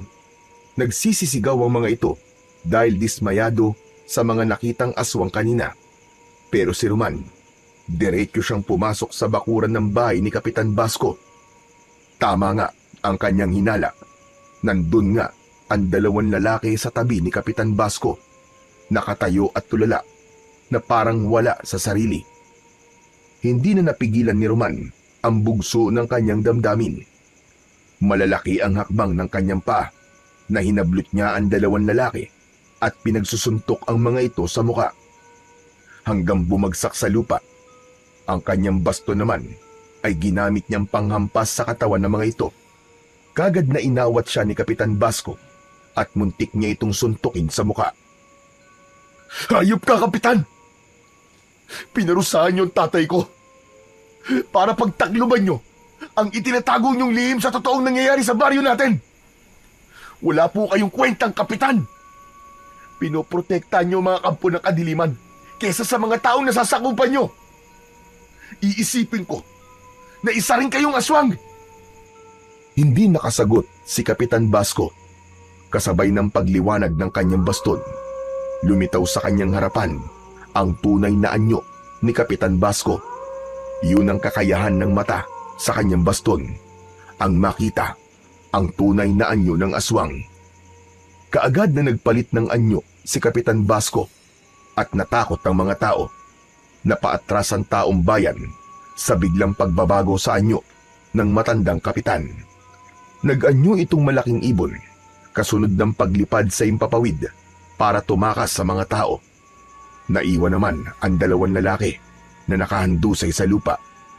Tila natauhan ang mga ito at nalaman ni Roman na biktima lang ang 2 lalaki ng hipnotismo ng aswang. Kaya siguro itinurong sa larin ng kanyang ama sa pagkamatay ni Mang Pedring. Lahat ng mga taong naroroon ay gulat na gulat sa nasaksiyang pagbabagong anyo ng tumakas na kapitan. Lahat ay nagpasalamat kay Roman bago tuluyang umalis sa bahay ng kanilang punong barangay. Naiwan si Roman na nakatanaw sa itaas ng langit habang inaaninag ang aninong lumilipad sa impapawid papunta sa liwanag ng bilog na buwan. Mabigat ang hakbang ng kanyang paa na naglakad siya pabalik sa kanilang bahay. Ngunit bigla siyang hinarangan ni Danilo. Hindi niya alam na kanina pa nitong pinagmamasdan ng kanyang paa na maayos na niyang nailalakad. Uy! Totoo nga ang balitang nakakalakad ka na ulit. At totoo rin ang naririnig kong usap-usapan na ikaw raw ang lumaban sa mga aswang at nagpatunay na totoong merong kampo ng kadiliman dito sa baryo natin. Isang bayani na biglang nakalakad. Pambirang swerte yata ang nangyari sa'yo, Roman. Kung balak mo lamang manggulot asarin ako, Danilo, umalis ka na sa harapan ko. Marahil isa ka sa mga taong natutuwa na makitang pinaparusahan ng taong bayan ng tatay ko. Huwag kang mag-alala dahil mangyayari din sa'yo ang sakit na naramdaman ko nang makitang sugatan ng tatay ko. Pagbabayarin ko ang mga aswang na nanggipit sa tatay ko. Kaya kung ayaw mong pagbalingan kita ng galit ko, tumabi ka sa daraanan ko. Wala akong pakialam sa tatay mo. Ang gusto ko, ibigay mo sa akin ang baston mo. Isa pa, hindi ako natatakot sa'yo. Wala akong pakialam kung hindi ka natatakot sa akin, Danilo. Saka teka lang, bakit ko naman ibibigay sa'yo ang baston ko? Aswang ka ba? O inggiterong panot? Siguro aswang ka rin na nagnanais na makuha ang baston sa akin. Tila natigilan ang lalaki dahil sa sinabi ni Roman. Halata sa mga mata ni Roman ang galit sa mga taong nanggugulo sa kanya. Itinutok niya ang kanyang baston kay Danilo. Kaya naman, napaatras ito ng hakbang habang ang mga kaibigan nito ay pinalibutan siya. Inikot niya ang kanyang baston sa kanyang mga kamay para ipakitang handa siyang lumaban sa mga ito para sa baston. Agad na sumugod si Danilo papalapit sa kanyang kinaroroonan. Iwinasiwas ni Roman ang kanyang baston sa ere. Tinamaan sa mukha si Danilo at bumagsak ito sa lupa. Kasunod na magkakasabay na pag-atake ng suntok ng mga kaibigan ni Danilo kay Roman. Naiwasan naman ni Roman ang kamao ng kanyang mga kalaban at gumanti siya ng palo ng baston sa katawan ng mga ito. Bumagsak ang mga ito ng pasadsad sa lupa. Nakita ni Roman na bumangon muli si Danilo. Dinuro siya nito sa mukha habang galit na nagmumura na may kasamang pagbabanta. Buwisit ka! Tatandaan ko ang gabing ito. Gaganti ako. Pagsisisihan mo ang ginawa mo sa akin. Humanda ka. Babalikan kita. Palagi akong maghihintay sa muling pagharap natin, Danilo. Kapag hindi mo pa ako tinigilan sa mga panggugulo niyo sa akin at sa pamilya ko, hindi ko na pagpapasensya ng mga ugali niyo. Lalabanan ko na talaga kayo at ipaparanas ko sa inyo kung ano ang matagal niyo nang hinahanap. Tandaan niyo yan. Bibigyan ko kayo ng magandang laban na hindi niyo makakalimutan. Matapang ka lang dahil may baston ka. Pero kung wala ang baston mo, kaya mo pa rin bang magbanta sa amin ng ganyan? Oo! Dahil hindi na ako natatakot sa inyo ngayon. Ang tagal ko kayong pinagpasensyaan noon dahil ayoko ng gulo. Pero ngayon, hindi na ako magpapasensya. Hindi ako nagbabanta, Danilo. Sinasabi ko lang, nalalaban na ako sa lahat ng mga pang-aapi niyo sa akin at sa pamilya ko. May baston man ako o wala. Hindi ako natatakot sa inyo. Galit na tumingin ng matalim si Danilo kay Roman. Bago ito tuluyang umalis at naglakad palayo sa kanyang kinaroroonan. Nang mawala ang mga ito sa kanyang paningin, saka naman siya naglakad pabalik sa kanilang bahay. Pagkalipas ng ilang minutong paglalakad, ay narating niya ang kanilang bahay. Nadatnan niyang nakaupo si Martin sa labas ng kanilang balkonahe. Para bang hinihintay ang pagbabalik niya. Isa munang malalim na buntong hininga ang pinakawalan niya bago tuluyang pumasok sa loob ng kanilang bahay. Napatayo ang kanyang kapatid at nagtanong kung bakit sila biglang inatake ng mga aswang. Halata sa mukha ni Martin ang galit at pag-aalala sa nangyayari sa kanilang ama. Kailangan mo magpakatatag, Martin, dahil meron akong misyon na pigilan ang napipintong pagsalakay ng mga kampo ng kadiliman. Iniipit nila si tatay para mapunta ang atensyon ng mga tao sa ating ama. Pero alam na ng mga tao ngayon ang tungkol sa mga aswang na hukluban. Kaya huwag ka mag-alala. Kailangan kita ngayon para matapos na ang kaguluhan to. Ikaw ang aasahan kong magbabantay sa mga magulang natin, Martin. Habang wala ako, bantayan mo sila na maigi. Maya-maya pa ay lumabas naman ang pintuan ng kanilang ina na si Aling Matilde para sabihin na nagkamalay na ang kanilang ama. Mabilis ang hakbang ni Roman patungo sa silid ni Mang Edwin. Pagdating niya sa kwarto ay nakita niyang nakaupo si Mang Edwin sa gilid ng katre. Parang binabayo ng maso ang dibdib ni Roman nang makita ang kalagayan ng kanyang ama. Marami ang tinamong sugat nito sa katawan. Kitang-kita niya ang bakas ng pagpapahirap ng mga tao kay Mang Edwin. Agad siyang lumapit dito at hinawakan ng dalawang kamay ng kanyang ama. Tay, patawarin niyo ako. Hindi po kagad kita nailigtas. Hindi ko po alam na pinagbintangan nila kayo na magnanakaw at pumatay kay Mang Pedring. Alam ko po na wala kayong kasalanan, Tay. Ayos lang ako, Roman. Ang mahalaga, ligtas na ako at kayo. Hinanap kita, anak, dahil nabalitaan ko ang nangyari sa inyo din, Danilo. Nag-alala ako sa iyo dahil akala ko napahamak ka na. At sinabi ni Milen na nakita ka raw niyang kasama ni Lolo Malik. Pumunta raw kayo sa kakahuyan. Sinundan ko kayo ngunit nakita ko nakahandusay si Pedring sa lupa. At yun ang naabutan ni Kapitan Basco. Nang oras na yun, nawala ang mga inuling ni Pedring. At pinagbintangan nila akong kumuha sa uling nito at napatay ko dahil nagtalo raw kami. At dami nilang ipinaratang sa akin at gumawa ng kung ano-anong kwento tungkol sa akin. Wala na akong nagawa kundi ang tanggapin ang nararapat na parusa sa mga taong nagkakasala. Pero Tay, sana man lang po ipinaglaban niyo ang sarili niyo, Tay. Hindi po dapat kayo nagpatalo. Hindi po dapat kayo sumuko ng ganun-ganun na lang. Dahil habang buhay po, na magiging tingin nila sa inyo at sa pamilya natin na isang pamilya na magnanakaw at mamamatay tao. Pero wag na po kayo mag-alala ngayon. Dahil napatunayan ko na po sa kanila na ang pumatay kay Mang Pedring ay ang mga aswang na ukluban na nag-aanyong ibon na uwak. Nalantad na rin po sa lahat ang totoong pagkatao ni Kapitan Basco. Malinis na po ang pangalan niyo, Tay.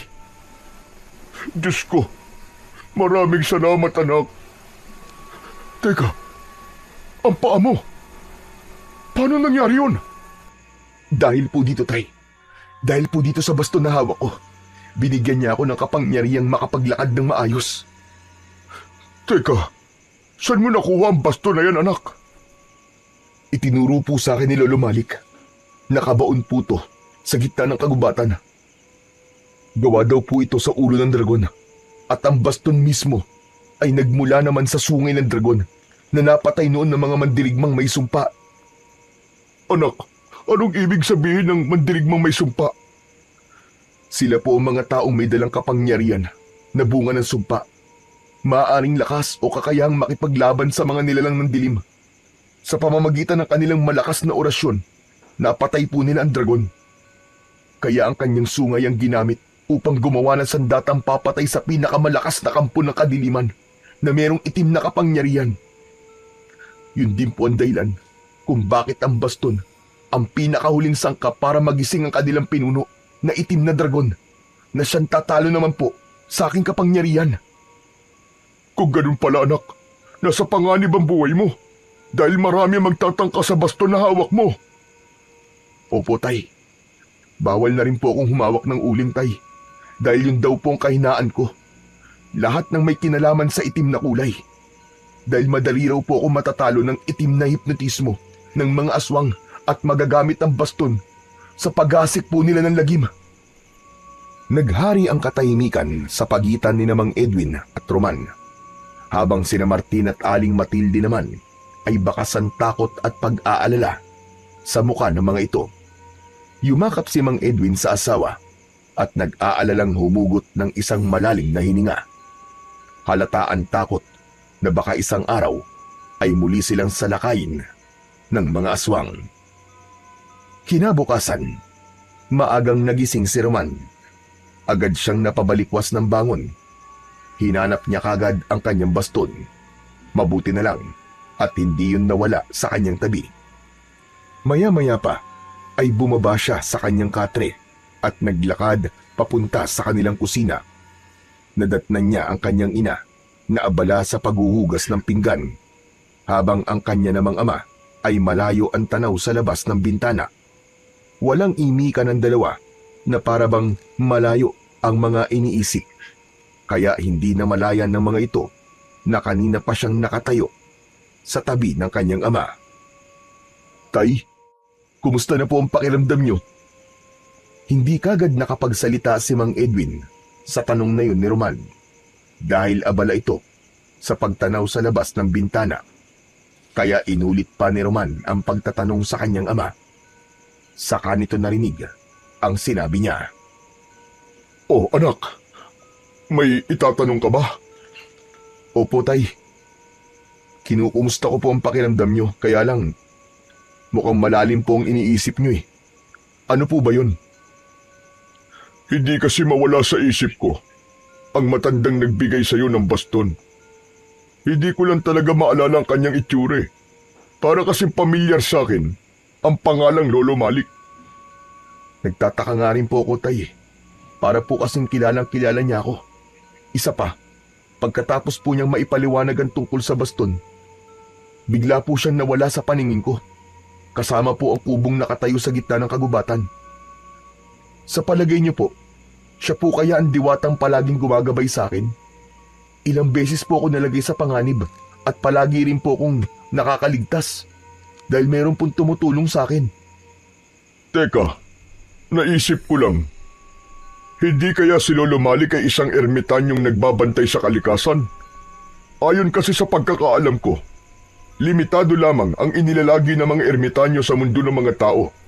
Kaya kung minsan, madalas silang naglalaho kahit hindi pa nila natatapos ang kanilang mga sinasabi." Alam niyo po ba, tay?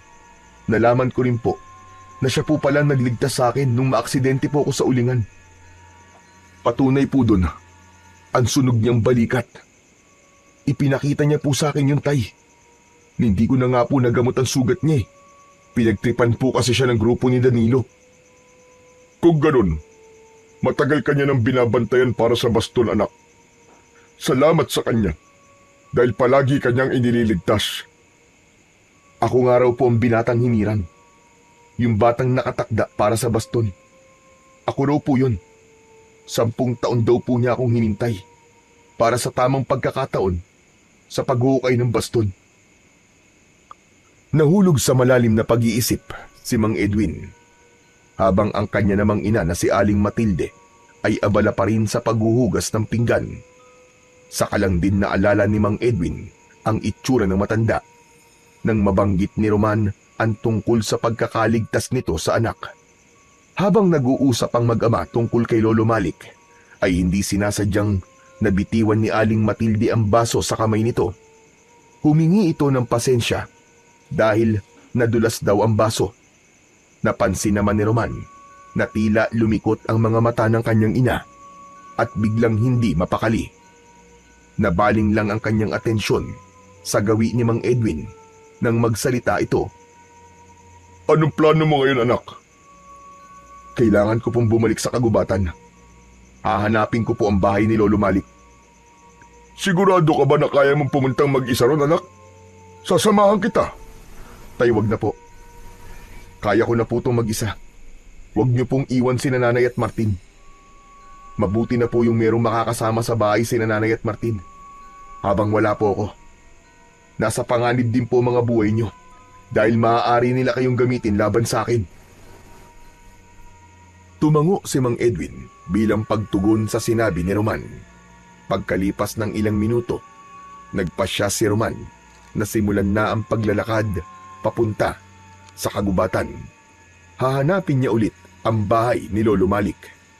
Marami pa rin siyang hindi alam tungkol sa baston.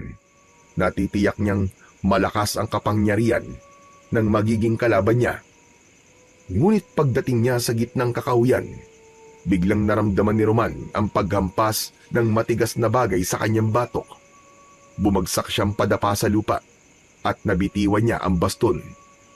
Hindi niya inaasahan ang biglang paglitaw ni Danilo kasama ang mga kaibigan nito. Kitang-kita niya na dinampot ni Danilo ang nabitiwan niyang baston. Gumapang siya sa lupa habang nakataas ang kamay na pilit inaabot ang baston mula kay Danilo. Nakangisi ito habang iniikot-ikot pa ang baston. "Ibalik niyo sa akin yan! Huwag niyong pakialaman ang baston ko!" Bakit ko naman ibabalik sa ito, Roman? Kaya nga ako nandito para kunin ang baston na to. Nakalimutan mo na ba ang sinabi ko? Na babalikan kita? Hindi para sa iyo ang baston na yan. Hindi niyo alam kung ano ang ginagawa niyo. Ibalik niyo sa akin yan. Manigas ka.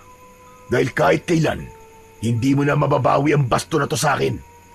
Ako na ang nagmamay-ari nito ngayon. Siya nga pala. Naalala mo ba ang bahay na nakita mo sa gitna ng kagubatan? Si Mang Teryo ang tatay ko. Yung madalas nakaaway ng tatay mo. Hindi mo itatanong kung bakit nasa kakahuyan kami, ha? Hindi ako interesadong malaman kung sino si Mang Teryo. Ang hina naman pala ng isip mo Sa tingin mo, bakit ko naman kukunin ang walang silbing basto na to? Kaya kami nakatira sa kakahuyan. Dahil kakaiba kami. O ano, hindi mo pa rin ba naiintindihan kung bakit ko kinuha ang baston sa'yo? Dahan-dahang bumangon si Roman habang sapu-sapo ang batok na tinamaan ng kahoy. Saka muling hinarap ang grupo ni Danilo.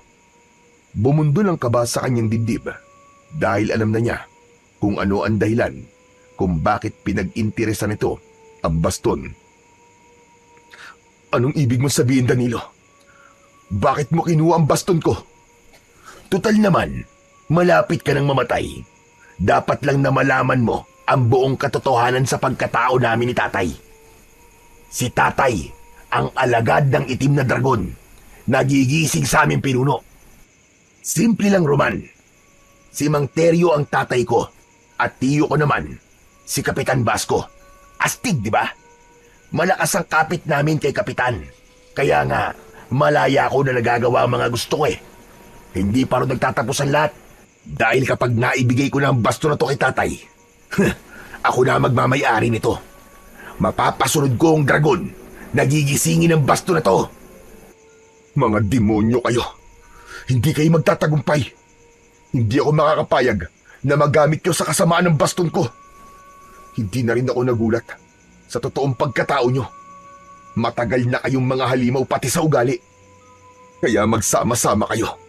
Dahil malapit ko nang wakasan ang mga buhay nyo. Ganun ba? Tignan na lang natin kung may magagawa ka pa kapag nasa harapan ka na ng malaking kawa na paglulutuan ng mga uling na ninakaw ko kay Mang Pedring. Ihanda mo ngayon ang sarili mo dahil ako ang papatay sa'yo. Isang malakas na pagpalo ng baston ang tumama sa mukha ni Roman. Agad siyang nawalan ng malay. Nagising si Roman sa mainit na lugar. Dahan-dahan siyang nagmulat ng kanyang mga mata. Huli na para makaalis sa lugar na yon dahil naramdaman niya ang lubid na nakagapos sa kanyang mga kamay. Wala siyang damit pang itaas habang naaamoy niya ang langis sa kanyang katawan. Mabaho ang singaw na parang nabubulok na dugo ng tao. Sa gitna ng kanyang kinakalagyan ay isang malawak na damuhan ang nakikita niya.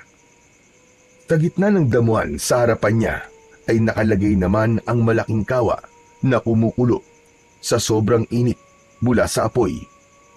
Habang ang uling ay nakalutang sa likidong unti-unting nabubuo dahil sa pagkaluto.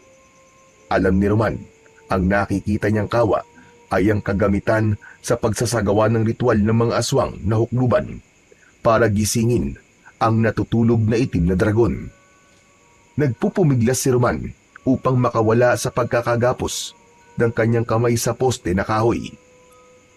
Narinig niya ang yabag ng mga paa ng mga nilalang na papalapit sa kanyang kinaroroonan. Nakita ni Roman si Danilo habang nakangisi na maitim ang palibot ng mga mata. Indikasyon yun na si Danilo ay isa ring aswang na handang yakapin ng pagiging masama. Nagsisimula pa lang itong maging halimaw, kaya hindi kagad ito nakilala ng kanyang baston. At ang mabigat na enerhiyang nararamdaman niya nang makaharap ang ama nitong si Mang Teryo ay palatandaan na ito ang pinuno ng mga aswang. Nagtipon-tipon ang mga nilalang sa kanyang harapan.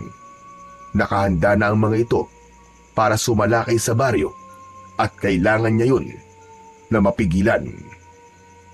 Hindi na ako makapaghihintay na dumating ang oras na muling paggising ng ating Panginoon. Sa wakas, napasakamay ko na ang mahiwagang baston. Magsaya tayong lahat dahil tayo na ang may hawak sa buong sanlibutan. Hindi! Wala kayong karapatan sa baston.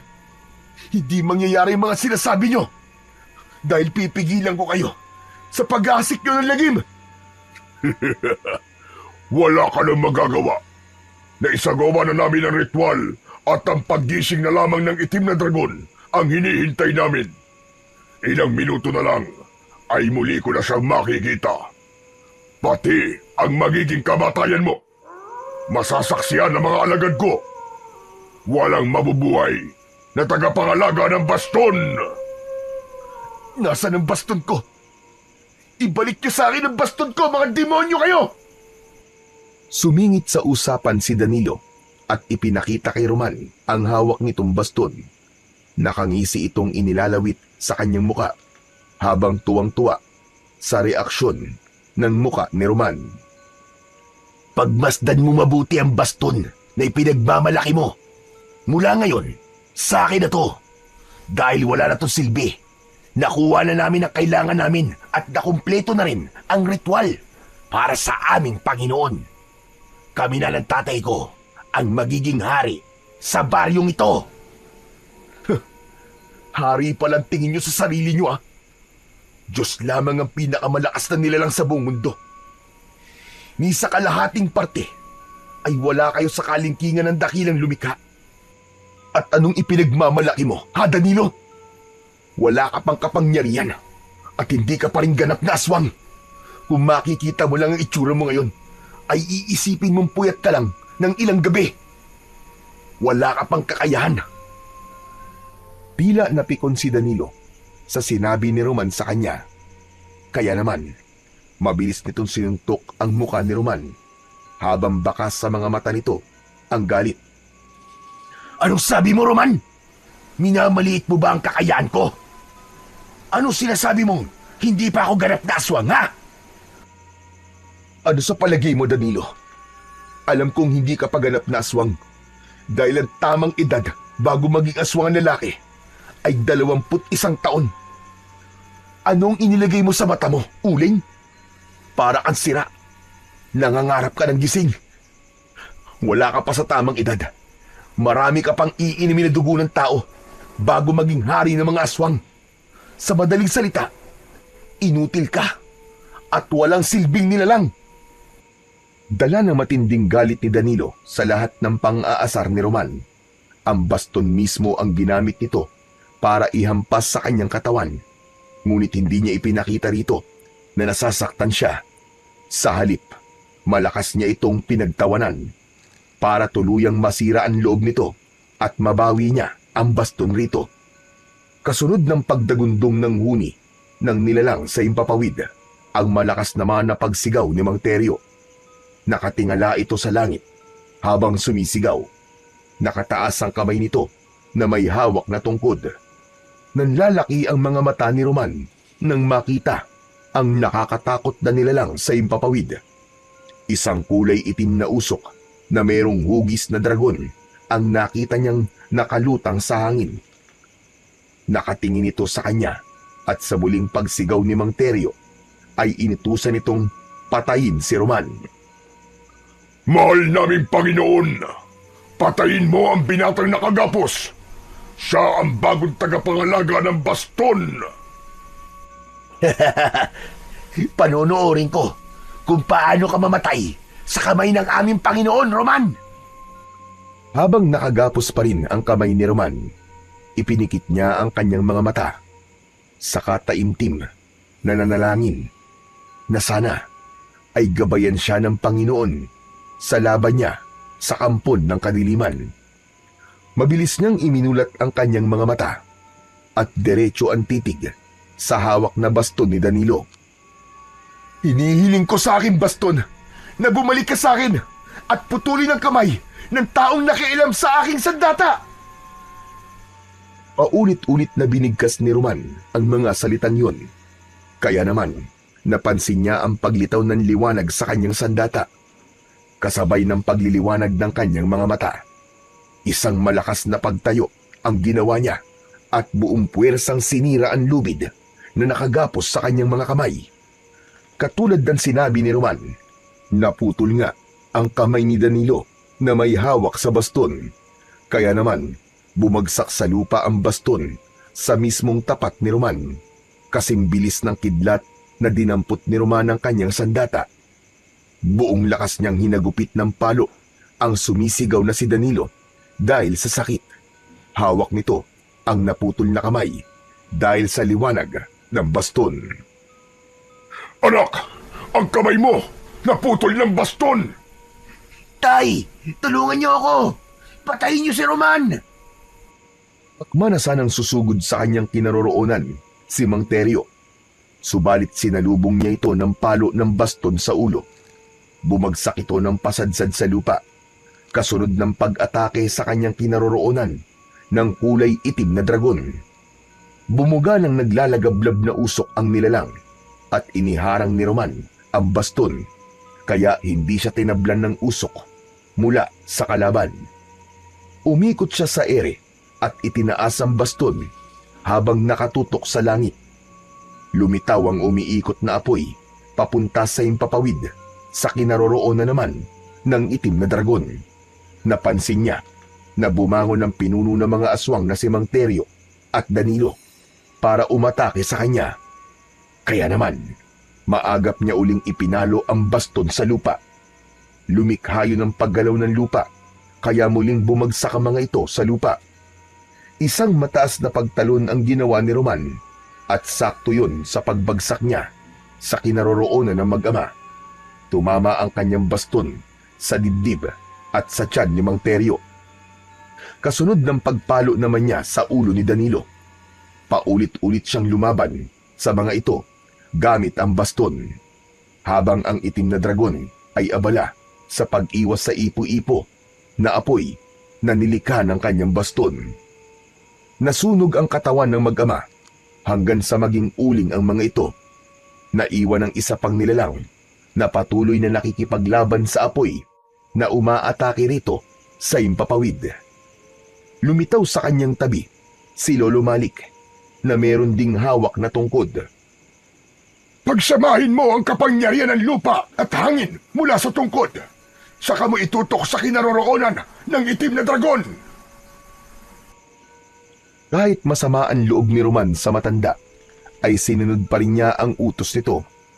Kagad siyang umikot sa kinatatayuan at itinusok ang dulo ng baston sa lupa. Kasabay ng pagsigaw ni Roman, ang muli niyang pagbunot sa sandata at iniangat niya yun sa ere. Lumitaw ang malakas na liwanag na tumuturo sa kinaroroonan ng itim na dragon. Kitang-kita niya ang pagbalot ng liwanag sa katawan ng itim na dragon, habang ang mga natitirang nilalang na may anyo na ibong uwak ay nasunog sa himpapawid at nagsibagsakan sa lupa ang mga nauling na katawan ng mga ito. Ganon din na nangyari sa itim na dragon. Yumanig ang buong paligid at nasunog ang mga uling na nakalagay sa kawa. Yun pala ang pinagmulan ng mga aswang na hukluban. Nagsasagawa ng ritual sa paghahalo si Mang Teryo upang makagawa ng mga kampo nito at gawing alagad para sa pag-aasik ng lagim sa buong baryo. Tuluyang nawasak ang kagamitan ng mga ito. Nang maglaho ang mga kalaban, ay tuluyang natalo ni Roman ang itim na dragon. Sa kanya hinarap ang matanda na si Lolo Malik. Grabe naman kayo, Lolo Malik. Basta na lang po niyo akong iniwan. Bigla kayo nawala. Hindi ko po alam ang gagawin sa baston na to. Dahil alam ko na kaya mo, Roman. Kaya mong lumaban na mag-isa at nagawa mo nga ng maayos. Limitado lang ang aking kapangyarihan para manatili sa mundo nyo. Pagkatapos na matupad ang misyon ko sa pagtuturo sa iyo kung saan nakabaon ng baston, ay kinailangan ko na mawala para makabalik sa aming kaharian. Ibig sabihin, hindi po kayo ordinaryong tao, Lolo Malik. Lolo Malik, maraming salamat po sa pagkakaligtas niyo sa buhay ko. Wala yon. Kagaya na sinabi ko sa iyo, tagapagbantay ako ng kagubatan at ng baston. Isa lamang ang maihiling ko sa iyo at sa inyong lahat. Kaya ako sinabing, kahinaan mo ang paghawak ng uling dahil gusto kong malaman nyo na masama ang napili niyong trabaho para matigil na rin ang walang awang pagpuputol nyo sa mga puno para gawing uling. Nasisira nyo ang kagubatan at ang mga nangyayaring ito ay patunay na kayang gumawa ng aswang sa pamamagitan ng ritual na pag-uuling. Sana, huwag na kayong mag-uuling ng kahoy. Maya-maya pa ay dumating naman sina Mang Edwin at Aling Matilde kasama ang taong bayan. Narinig ng mga ito ang sinabi ni Lolo Malik. Nalaman din nila na kilala ng kanyang ina si Lolo Malik dahil ito pala ang huling babaeng pinaanak ni Lolo Malik sa kakahuyan. At si Roman, ang batang isinilang ni Aling Matilde na nakatakdang tatalo sa kampon ng kadiliman. Kaya bata pa lang talaga ay nakaguhit na sa kapalaran ni Roman ang maging tagapagligtas ng baryo at magiging tagapagbantay ng baston na gawa sa sungay ng dragon. O paano? Magpapaalam na ako sa inyong lahat. At dahil tuluyan ang napatay ni Roman ang itim na dragon, babalik na rin sa dati ang mga taong nabiktima ng hipnotismo ng mga aswang. Ang tinutukoy ni Lolo Malik ang mga naging kaibigan ni Danilo na ginamit sa paggawa ng kasamaan. Kasama ang dalawa pang lalaki na una ng naipnotismo ng aswang para idiin si Mang Edwin sa kasalanang hindi nito ginawa. Nangako rin ang mga tao na hindi na sila mag-uuling at puputol ng mga puno sa kagubatan. Tuluyang naglaho ang matanda sa kanilang paningin. Naramdaman ni Roman ang yakap ng kanyang mga magulang. Sobra rin na nagpapasalamat ang taong bayan sa pagtulong ni Roman sa kanila laban sa mga aswang na hukluban. Magmula ng gabing yon ay tuluyang nagbago ang mga tao. Wala nang nag-uuling at wala na rin nagpuputol ng mga puno sa kagubatan. Sa halip, nagtatanim sila ng mga puno at pinalitan nila ng bagong tanim ang mga punong nawala nang dahil sa pag-uuling at pagkakaingin. Habang si Kapitan Basco naman ay naglaho na parang bula, kasama ng buo nitong pamilya na isa ring mga aswang na napatay ni Roman sa laban. Kaya ang pumalit na kapitan ng baryo ng San Felix ay si Mang Edwin, na pinangungunahan ang pagtatanim ng mga puno sa kagubatan, habang si Roman naman ay nanatiling tagapangalaga at tagapagbantay ng nahukay na baston na gawa sa sungay ng dragon bilang tagapagtanggol ng liwanag at katarungan.